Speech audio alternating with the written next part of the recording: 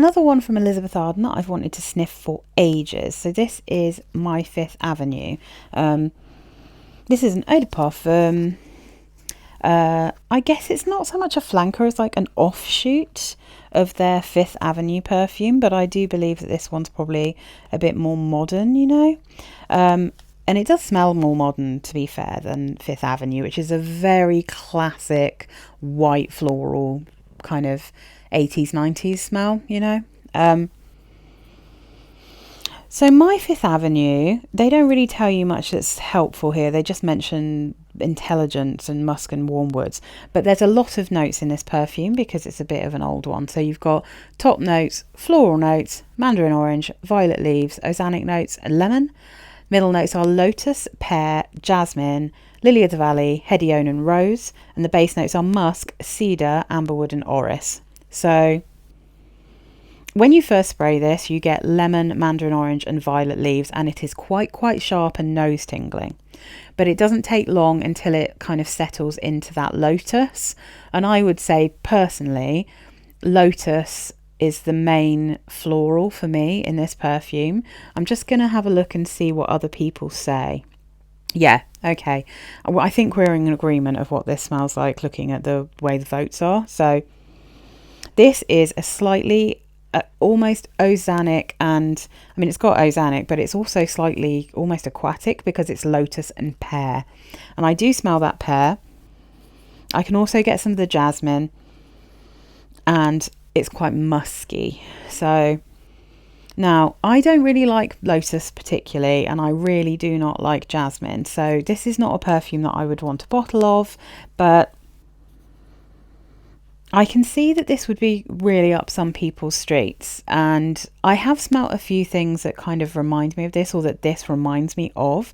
There is a very slight Chanel Chance Tendre vibe to this, but even though it's not tuberose, there's also a real Ralph Lauren woman scent to this, and I think it's that pear. It's the pear and the woods, I think, that really kind of come through in this to be like a tuberose free version of that perfume. So if you, for instance, if there's something that you really like about Ralph Lauren Woman, and that's an expensive perfume, it's like £75 for 30ml. It's a cool bottle, but it's pricey.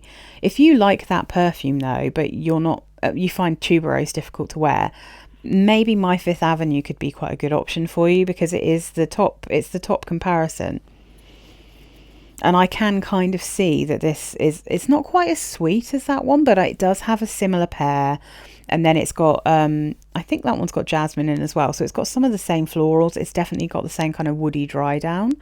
What else? It's been compared to J'adore. I think maybe when you first spray this, it has a bit of J'adore vibe to it. Also been compared to a perfume called Sculpture that I had once. It was just too sharp for me, that one. And there's definitely a sharpness running through this one as well. Trussardi Donna. It's been compared to quite a few things, this. But I think, yeah, it's just not quite up my street. It's not really my kind of floral, and although the pear in it's really nice, it's just not really the sort of thing that I would choose to wear. So it's not full bottle worthy for me, but I think that there will be a lot of people who really like this perfume, and you can probably get it for an absolute bargain. And I have to say, it's actually in quite a nice bottle, this one. It's a kind of more classy bottle than the well, that's a bit harsh. It just is a more modern bottle compared to the original Fifth Avenue. And I think that's what they were going for here, just something a little bit more modern than the original. But yeah, so yeah, that's that one. Not one that will add to my collection, but a really interesting one to smell.